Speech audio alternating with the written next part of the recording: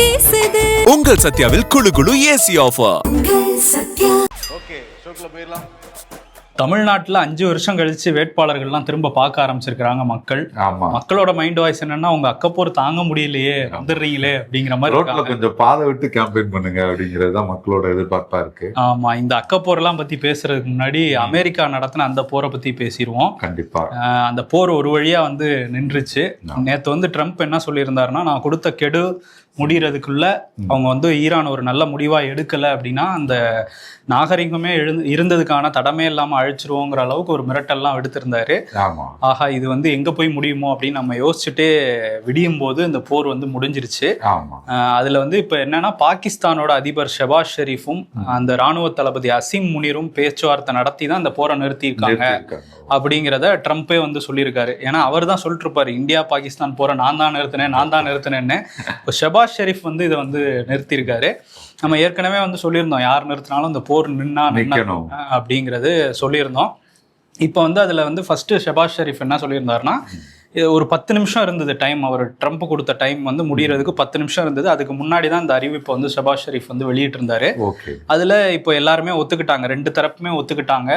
இதுக்கப்புறம் வர 10ஆம் தேதியில இருந்து ஒரு தூதுக்குழு 2 தரப்புல இருந்தும் பேச்சுவார்த்தை நடக்கும். இது இப்போதைக்கு 2 வார காலம் மட்டும் நிறுத்துறதுக்கு ஒத்துக்கிட்டு இருக்காங்க. லெபனான் உட்பட எல்லா இடத்துலயுமே இந்த போர் நிறுத்தம் அமலுக்கு வரும் அப்படிங்கிற மாதிரி அவர் சொல்லியிருந்தாரு. ட்ரம்ப்புமே இது ஒரு இந்த மாதிரி ஷெபாஸ் ஷெரீஃபும் அசீம் முனிரும் எடுத்த முயற்சியில் இது நடந்திருக்கு. அவங்க ஸ்ட்ரைட் ஆஃப் ஹோர்மூஸை திறக்க ஒத்துக்கிட்டாங்கன்னா நாங்களும் தாக்குதலை நிறுத்திக்கிறோம் அப்படின்லாம் சொல்லியிருந்தாரு. ஸோ இதெல்லாம் முடிஞ்சதுக்கப்புறம் இஸ்ரேலும் நாங்கள் இதை ஏற்றுக்கிறோங்கிற மாதிரி சொல்லியிருந்தாங்க. ஆமா, அதுல லெபனானுக்கு மட்டும் பொருந்தாது அப்படிங்கிற மாதிரி இஸ்ரேல் ஒரு கிக்கு வச்சிருக்காங்க. ஆமா, லெபனானை தாக்குவாங்க போல தெரியுது இந்த போர் நின்னாலும். இன்னொரு பக்கம் அந்த ஸ்ட்ரைட் ஆஃப் ஹோர்மூஸ்ல டோல் போட போறாங்க அப்படிங்கிற மாதிரியும் அந்த விஷயமும் இருக்கு. கிட்டத்தட்ட ஒரு கப்பல் அந்த ஸ்ட்ரைட் ஆஃப் ஹோர்மூஸை கடந்து வரணும்னா $2 மில்லியன் அமெரிக்க டாலர் கொடுக்கணும். கிட்டத்தட்ட 18.5 கோடி அப்படின்னு சொல்றாங்க இந்திய மதிப்புல. அதை கொடுக்கணும் அப்படிங்கிற மாதிரிலாம் சொல்றாங்க.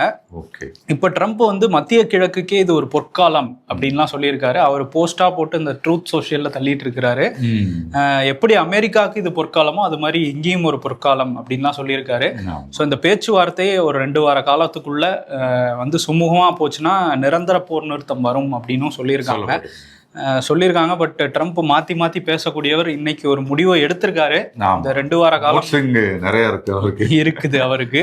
இந்த 2 வார காலம் மட்டும் இல்லாம நிரந்தரமா இந்த போர் நின்றுச்சுன்னா ரொம்ப நல்ல விஷயமா தான் இருக்கும் உலகத்துக்கு.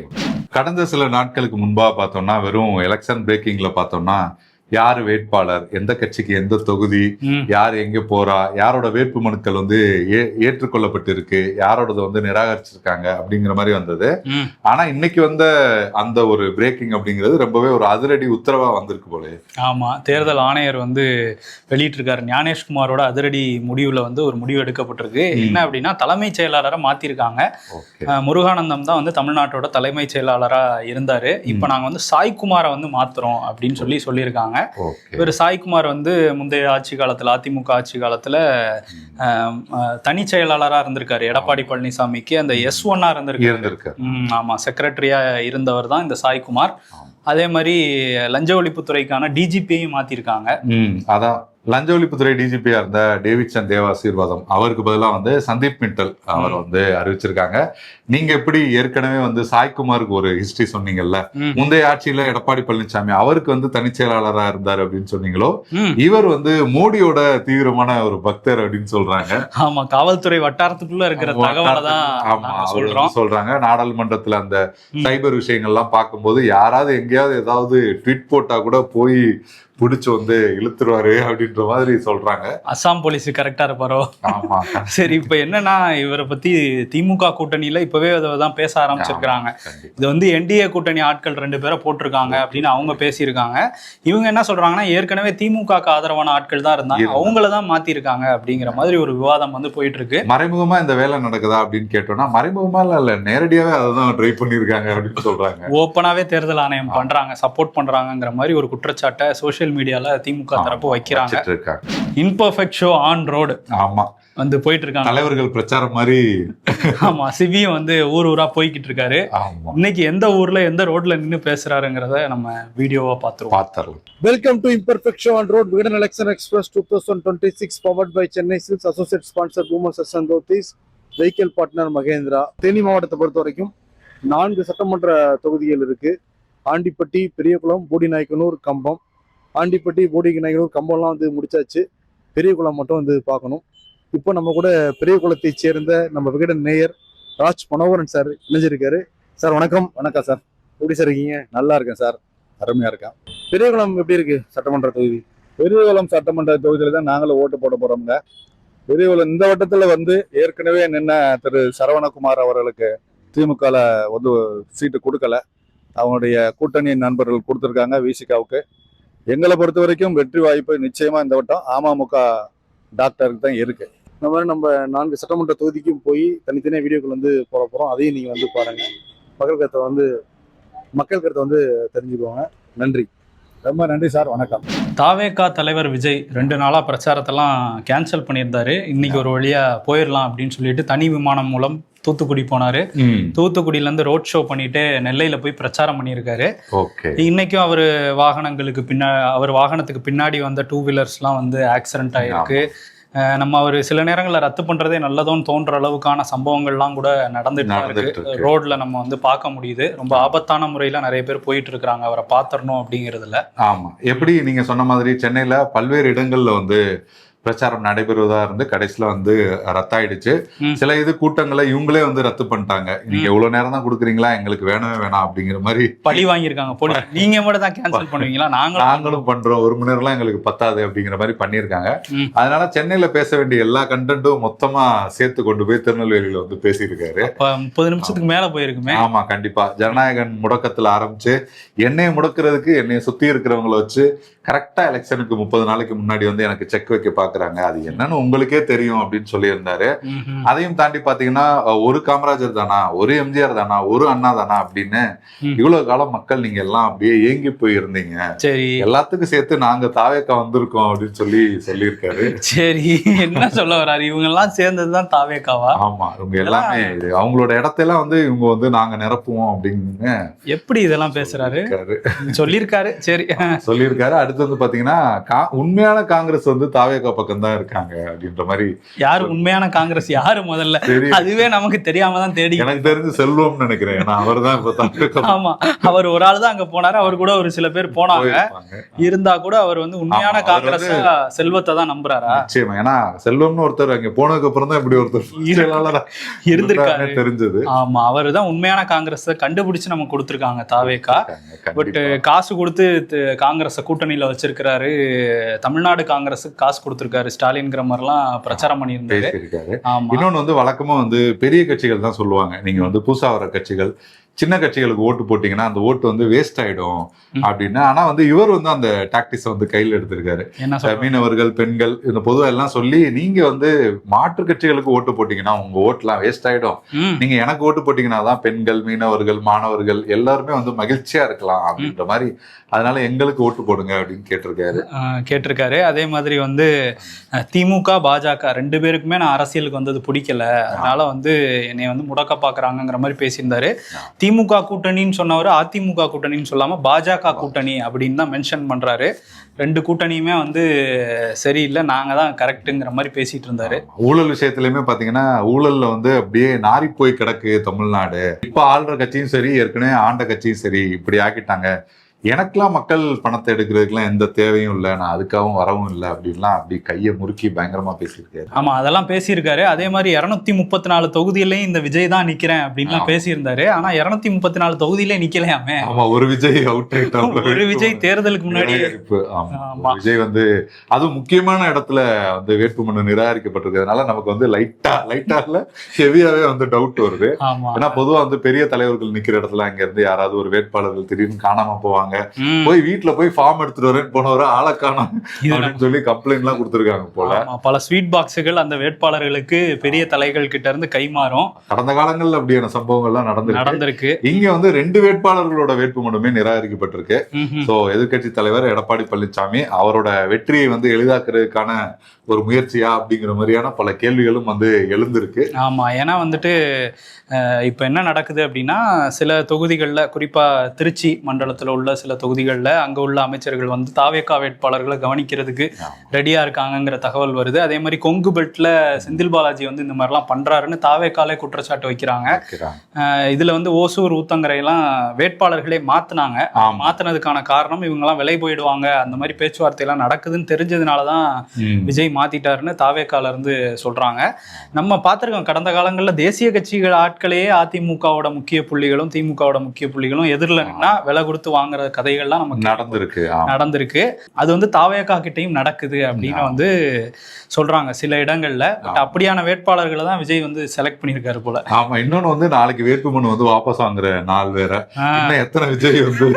எத்தனை விஜய் வந்து வாங்குறத வாங்கிட்டு வேட்புமனுவே வாபஸ் வாங்க போறாங்கிறது தெரியல. அதுவே ஒரு கொஸ்டினா தான் இருக்கு, திக்குன்னு தான் இருக்கு. ஆமா, இதுல வித்தியாசமான ஒரு விஷயம் என்னன்னா, அறந்தாங்கில மட்டும் திமுக ஆதரவாளர் வந்து தாவேகாக்கு ஓட்டு கேட்கிறாராமே. ஆமா, இது கொஞ்சம் வித்தியாசமா இருக்குன்னு அப்படிங்கிற மாதிரி. ஏன்னா நீண்ட காலமாவே வந்து இந்த தொகுதியை வந்து நீங்க திருநாவுக்கரசருக்கு ஒதுக்கிடுறீங்க. அவர் நின்னாரு 11ல, 16ல அவங்க பையன் நின்னாரு, திரும்ப அவங்க பையன் நின்னாரு, இப்போ அவங்க பையன் தான் நிக்கிறாரு. அப்ப திமுக கட்சிக்காரன் எப்ப நிக்கிறது அப்படிங்கிற கேள்வி வந்து எழுப்பியிருக்காங்க. முன்னாள் எம்எல்ஏ உதயம் சண்முகம் அவரோட பையன் சரண் அவர் வந்து எதிர்த்து வந்து பிரச்சாரம் பண்ண ஆரம்பிச்சிட்டாரு. அப்படியே இந்த பக்கம் திரும்பி பாத்தீங்கன்னா புதுக்கோட்டையில இருந்து ஒரு தம்பி வந்து அப்படியே அறந்தாங்கில வந்து போட்டிடுறாப்ல தாவேக்கால. அவருக்கு ஆதரவு, சரி ஏதோ தெரிஞ்ச தம்பியா போயிட்டீங்கன்னு சொல்லி அவருக்கு ஆதரவும் பிரச்சாரம் பண்றாரு போல. ஆமா, அது வந்துட்டு சீட்டு கிடைக்கல அப்படிங்கிற அதிருப்தியும் அவங்க திமுக தரப்புல இருக்கு காங்கிரஸ்க்கு போயிட்டதுனால. அதனால தாவேக்காவை ஜெயிக்க வைக்கணுங்கிற நிலைமைக்கெல்லாம் வந்திருக்கிறாங்க. சரி, ஓகே. இன்னொரு பக்கம் என்னன்னா, எப்பவும் வந்து ஏர்போர்ட்ல சில கேள்விகளுக்கு அப்படி பாசிங்ல நோ கமெண்ட்ஸ்னு பதில் சொல்லுவாரு ரஜினிகாந்த். இன்னைக்கு என்னன்னா நின்னு நிதானமா இந்த கேள்வியை கேளுங்க மாதிரியே வெயிட் பண்ணிட்டு இருந்தாரு. என்னன்னா, முதல்ல அந்த ஜனநாயகனை பத்தி நீங்க வந்து ஒரு சக நடிகரா ஜனநாயகனை முடக்கி வச்சிருக்காங்க, அதை பத்தி என்ன நினைக்கிறீங்க அப்படின்னு சொல்லி கேட்டதுக்கு ஒரு பதில் சொல்லியிருக்காரு. சாரி, எனக்கு கருத்து இல்லை அப்படிங்கறத அதுல சொல்லிட்டாரு. அதே மாதிரி இன்னொரு கேள்வி என்னன்னா, இளைஞர்கள் இந்த மாதிரி நடிகர்கள் பின்னாடி போறாங்களே, இதுக்கு நீங்க என்ன சொல்றீங்க அப்படின்னு கேட்டு பின்னாடி போய் முட்டி அதெல்லாம் பார்த்துட்டு நீங்க என்ன பண்றீங்க அப்படின்னு கேட்கும்போது அதுக்கு ஒரு நல்ல பதில தான் சொல்லியிருக்காரு. கண்டிப்பா அதை ஃபாலோ பண்ணணும் இளைஞர்கள் அப்படின்னு தான் நம்மளும் சொல்லிக்கிறோம். ஏன்னா வந்து படிக்கிறத பாருங்க, இந்த வயசுல இந்த மாதிரி நடிகர்கள் பின்னாடி போகாதீங்க அப்படிங்கிற ஒரு விஷயத்த சொல்லியிருக்காரு. பட் ரொம்ப லேட்டா சொல்லியிருக்காரு. ஏன்னா அவர் வீட்டு வாசல்ல அவ்வளவு பேர் காத்து கிடப்பாங்க, அவங்களெல்லாம் வர வச்சு ஒரு டைம் வந்தீங்கன்னா போதும். ஆமா, அவ்வளவு பேர் காத்து கிடப்பாங்க, எல்லாம் போயிட்டு அவர் கிளம்பி போயிடுவாரு. அந்த மாதிரிதான் அவர் இருந்தாரு. அப்பவே கொஞ்சம் மாறி இருந்துச்சுன்னா இப்ப இந்த நிலைமை எல்லாம் வந்திருக்காது.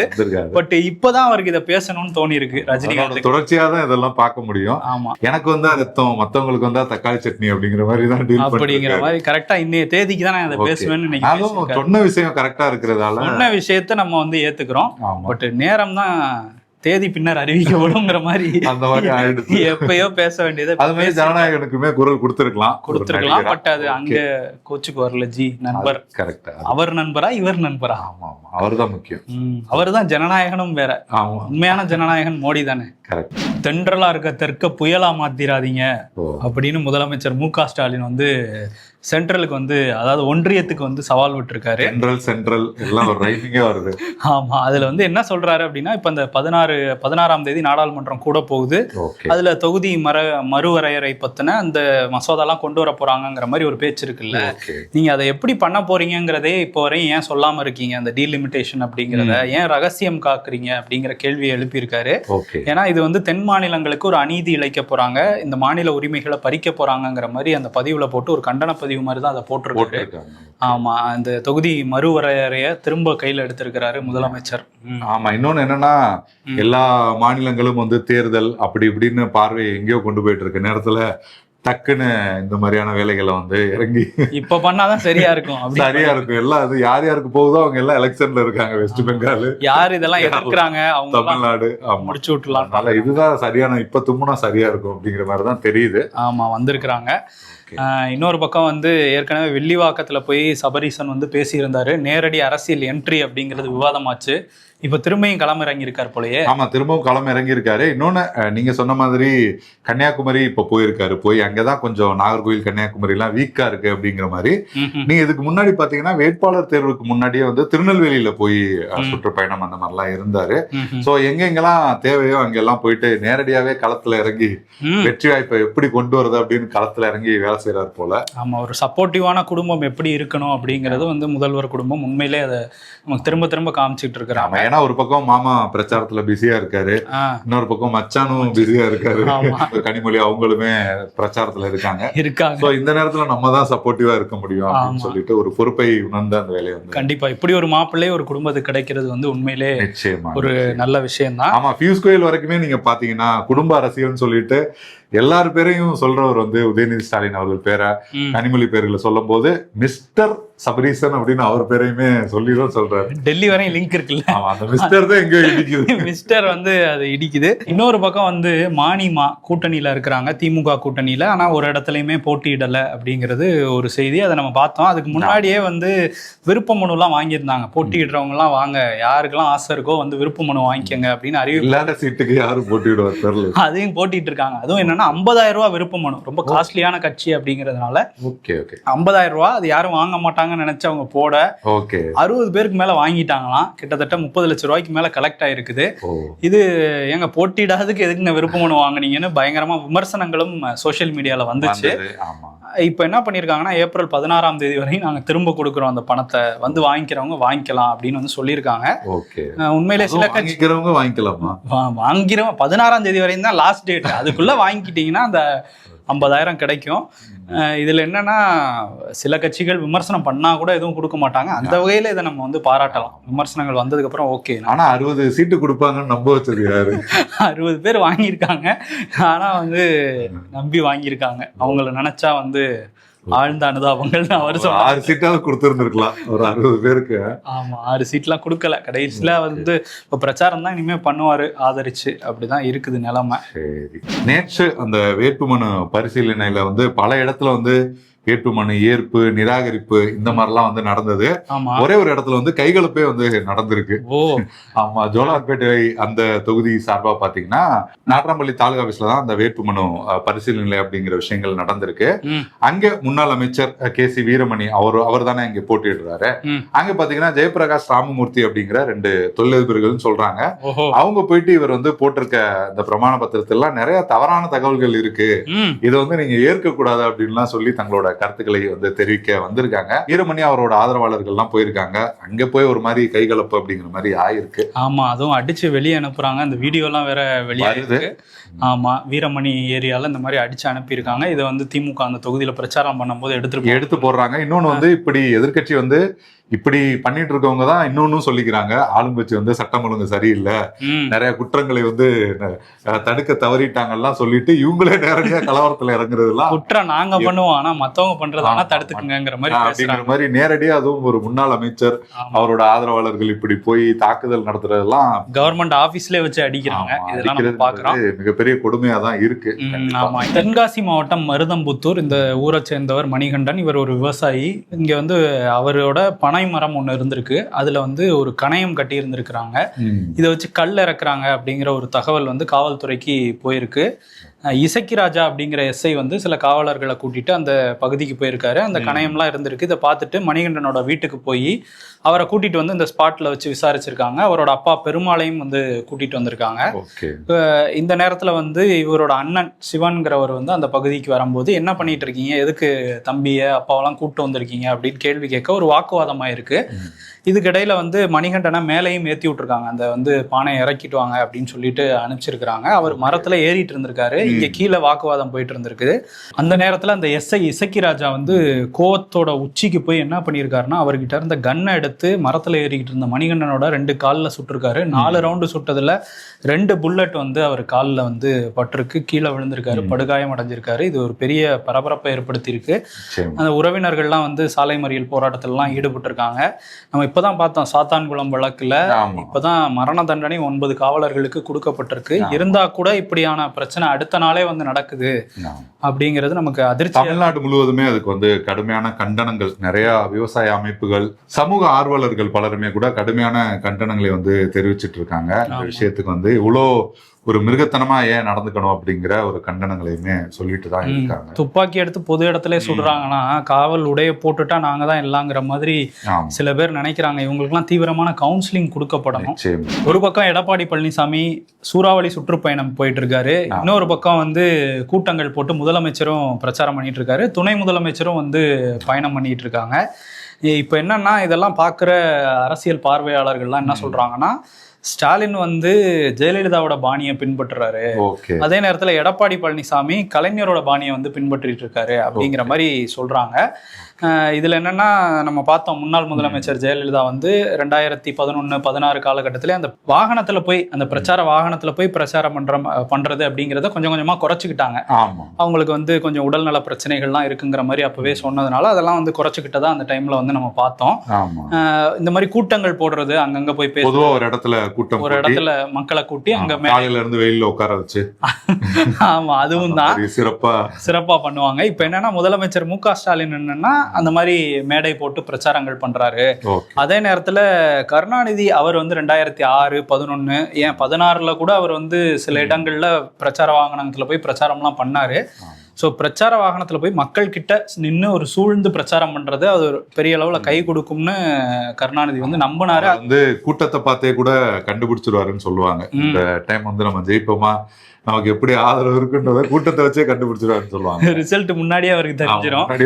அந்த அளவுக்கு இறங்கி போய் பிரச்சாரம் பண்ணார்ல, அது மாதிரி எடப்பாடி பண்றாரு. ஏன்னா வந்து அவர் இதுக்கு முன்னாடியே ஆரம்பிச்சிட்டாரு, தேர்தல் தேதி அறிவிக்கிறது, இந்த கூட்டணி கணக்குகள், இதுக்கெல்லாம் முன்னாடியே அவர் தமிழகத்தை மீட்போம் அப்படின்ட்டு கிளம்பி போனாரு எல்லா பக்கமும். இப்போ வரையும் அந்த வேன்ல வந்து எல்லா பக்கமும் போய் ஒவ்வொரு பாயிண்ட்ல நின்று பேசிட்டு இருக்காரு. ஸோ எதிர் திசையில உள்ள தலைவர்களை 2 பேரும் ஃபாலோ பண்றாங்க அப்படிங்கிறதும் அரசியல் நோக்கர்கள் வந்து சொல்றாங்க. இப்ப திரும்பவும் வந்து பிரச்சாரத்தை ஆரம்பிச்சிருக்காரு. ஆமா, திமுகவுமே போட்டிருக்காங்க அவர் எங்கெங்க பிரச்சாரத்துக்குலாம் போறாரு அப்படிங்கிற அந்த, அதுவும் திமுக தான் என்னங்க போட்டுக்கல, ஒரு கூட்டணி கட்சி தலைவர் எங்கெங்க போறாங்க அப்படின்ற மாதிரி போட்டிருக்காங்க. அடுத்து பாத்தீங்கன்னா அவர் ஒரு முக்கியமான விஷயத்த வந்து பேசியிருக்காரு. விசில் அடிக்கிறவங்க எல்லாம் வந்து தியேட்டருக்கு அனுப்புங்க, சட்டசபைக்கு வேணாம் அப்படின்ற மாதிரி ஒரு கருத்தை வந்து சொல்லியிருக்காரு.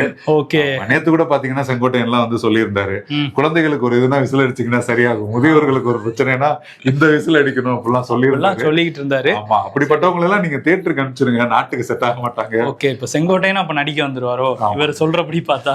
ஆல்ரெடியே அவர் அந்த கட்சியில அப்படி கொஞ்சம் ஏன்னா இங்க வந்தவன் கொஞ்சம் அப்படித்தானே இருக்காரு, அப்படிதான் நடிச்சுக்கிட்டு இருக்காரு அவரு. சரி, இன்னொரு பக்கம் வந்து நீட் தேர்வு பத்தி கேள்வி எழுப்பப்பட்டது. யாருக்கிட்டனா நயினார் நாகேந்திரன் கிட்ட. இந்த மாதிரி என்டிஏ ஆட்சி வந்தா நீட் தேர்வு ரத்து செய்யப்படுமா அப்படின்னு. அதுக்கு அவர் சொன்னா நீட் தேர்வுலாம் ரத்து செய்யவே மாட்டோம், நாங்க எப்ப சொன்னோம், அதெல்லாம் வாய்ப்பே இல்லைங்கிற மாதிரி அவர் பதில் சொல்லியிருக்காரு. சோ இது எடப்பாடி என்ன சொல்லுவாரு அப்படிங்கிறது தெரியல. என்டிஏ ஆட்சி வருமா அப்படின்னு கேட்கும் போது இப்படி சொல்றாரு. அது அவரின் சொந்த கருத்து, அவ்வளவுதான். இல்லைன்னா ஆய்வாளர்கள் தான் அதெல்லாம் முடிவு பண்ணணும். ஆமா அப்படின்ட்டுருவாரு, இல்லைன்னா 7.5 சொல்லுவாரு. அடுத்ததா திருப்பரங்குன்றம் அந்த அது சார்ந்த வழக்குல கூட ஒரு இடைக்கால உத்தரவு வந்திருக்கு போல. ஆமா, இடைக்கால தடை விதிச்சிருக்காங்க. எதுக்கு அப்படின்னா திருப்பரங்குன்றம் வழக்கு நீதிமன்ற அவமதிப்பு வழக்கா மாறி, ஏன்னா தீபம் ஏத்தணும்னு சொன்னாங்க, அதை பின்பற்ற அப்படின்னு சொல்லிட்டு அதை நீதிமன்ற அவமதிப்பு அப்படின்னு சொல்லி நீதிபதி GR சுவாமிநாதன் விசாரிச்சுட்டு இருந்தாரு. அதுல உத்தரவுகளும் போட்டிருந்தாரு. இப்ப அந்த உத்தரவுகளுக்கு மதுரை உயர்நீதிமன்ற அமர்வு வந்து இடைக்கால தடை விதிச்சிருக்கிறாங்க. அது மட்டும் இல்லாம ஒரு 5 பேரை அனுப்பிதான் இதை ஏத்தணும் இல்ல, கோயில் நிர்வாகமே இதை செஞ்சிருக்கலாமே, ஏன் வந்து இது வந்து இப்படி போச்சு, இதுக்கு வந்து ஒரு முற்றுப்புள்ளி வைக்கணும்னு நாங்க விரும்புறோம் அப்படின்னு சொல்லியிருக்காங்க. இதுல தமிழ்நாடு அரசோட நிலைப்பாடு என்னங்கிறத நீங்க வந்து விளக்கணும்னு அரசு வழக்கறிஞர்கள் கிட்டையும் சொல்லியிருக்காங்க. இப்போதைக்கு அந்த இடைக்கால தடை வந்து போடப்பட்டிருக்கு, அந்த உத்தரவுகளுக்கு இருக்கு. இதுல இன்னொரு விஷயம் என்னன்னா, திருப்பரங்குன்றத்திலிருந்து பிரச்சாரத்தெல்லாம் ஆரம்பிச்சிருக்கிறாங்க சசிகலா.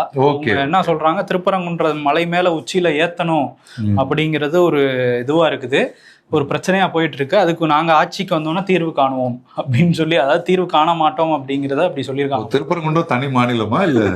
இல்ல அங்கேதான் ஆட்சிக்கு வருவாங்கன்னு சொன்னீங்க. அங்கே கூட வர முடியுமா? அந்த அளவுக்கு உங்களுக்கு நம்பிக்கை இருக்கா?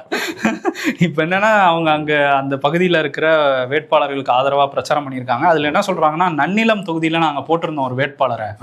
அங்க என்னன்னா அதிமுகவோட முன்னாள் அமைச்சர் காமராஜர் சொல்றாங்க. அவர் அடிச்சு தூக்கிட்டு போயிட்டாரு எங்க வேட்பாளரை. அடிச்சு தூக்கிட்டு போனது இப்ப யார் ஆட்சி நடக்குது? திமுக ஆட்சி நடக்குது. இருந்தா கூட அதிமுகவோட முன்னாள் அமைச்சர் செல்வா கூட அடிச்சு தூக்கிட்டு போறாரு. இவங்க 2 பேரும் டீலிங் போட்டிருக்காங்க, ஏடிஎம்கேவும் டிஎம்கேவும் அப்படின்னு வந்து சொல்லியிருக்காங்க. அதே மாதிரி நாங்க ஆட்சி அமைப்போம், எங்களுக்கு வாக்களிங்க, அதெல்லாம் வந்து கேட்டிருக்காங்க. உள்ளே உட்கார்ந்து தான் பேசினாங்க அந்த பிரச்சார வாகனத்துல. வெளியெல்லாம் வந்து அவங்க யாரோட ஸ்டைல ஃபாலோ பண்றாங்க? அவங்க ஸ்டைல், தனி ஸ்டைல். நான் எங்க அக்காவை பின்னாடி இருந்து பார்த்திருக்கிறேன். நீங்க பார்த்திருப்பீங்க, அம்மா பின்னாடி தான் நான் உட்கார்ந்துருப்பேன். இப்ப நான் அந்த அம்மாவோட இடத்துல உட்கார்ந்துருக்கேன்னு அவங்க சொல்லல, அந்த அளவுக்கு சொல்லல. ஆனா அம்மா ஆட்சி அமைப்போம் அப்படின்னு இருக்காங்க. எங்க அமைக்கிறாங்கிறத நம்ம வெயிட் பண்ணி தான் பார்க்கணும். ஓகே.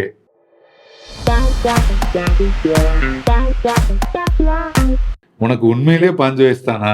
இத நம்பலாமா நம்ப கூடாதா? என்ன அடி அப்படின்னு வைபவ் சூரியவன்ஷிய சொல்றாங்க. இவர் RRல 15 வயசா. பும்ராவோட ஃபர்ஸ்ட் பாலே 6 அடிக்கிறாரு. அதான் அண்ணன் அடிச்சிட்டாங்க. யாரு? பும்ராட்ட சொல்ல வேண்டியது, அடிச்சதே பும்ராவை தான் சொல்லிட்டு இருக்காங்க, சொல்லி மீம் போட்டுட்டு இருக்காங்க. ஆமா, உனக்கு என்னடா ஜாலியா இருக்க போல, என கேட்பவர்கள் நாசமாய் போவார்கள். பயங்கரமான எச்சரிக்கையா இருக்கு.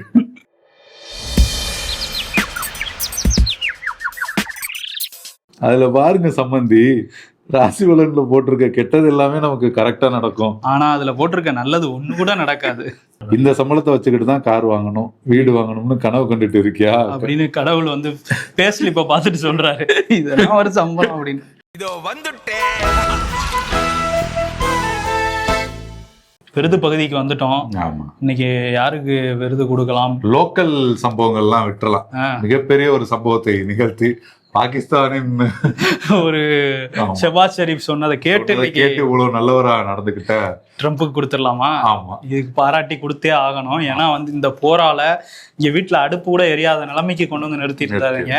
இப்போ வந்து நிறுத்திருக்காங்க. நாங்களே வைப்போம், நாங்களே எடுப்போங்கிற அளவுக்கு நிறுத்திட்டாங்க. ஒரு 2 வாரம் நிறுத்தி இருக்கோம். இதுக்குள்ள பேச்சுவார்த்தையை முடிச்சிருவோங்கிற மாதிரி சொல்லியிருக்காங்க. முடிச்சிட்டாங்கன்னா ரொம்ப நல்லது, சுமூகமா முடிச்சிட்டாங்கன்னா. இப்போ இவருக்கு என்ன விருது கொடுக்கலாம்? இவரு நிமிஷத்துக்கு நிமிஷம் எதையாவது பண்ணிட்டு இருப்பாரு. அதனால இங்க என்ன சொல்லுது அப்படிங்கிற மாதிரி ஏதாவது சொல்லும். அதான் என்ன சொல்லுதுன்னா நல்லதே சொல்லட்டும் அப்படின்னு சொல்லிட்டு இங்க என்ன சொல்லுதுங்கிற விருதை அமெரிக்க அதிபர் ட்ரம்புக்கு கொடுத்துட்டு கிளம்புவோம். ஓகே, நன்றி, வணக்கம். உங்கள் சத்யாவில் குளு குளு ஏசி ஆஃபர்.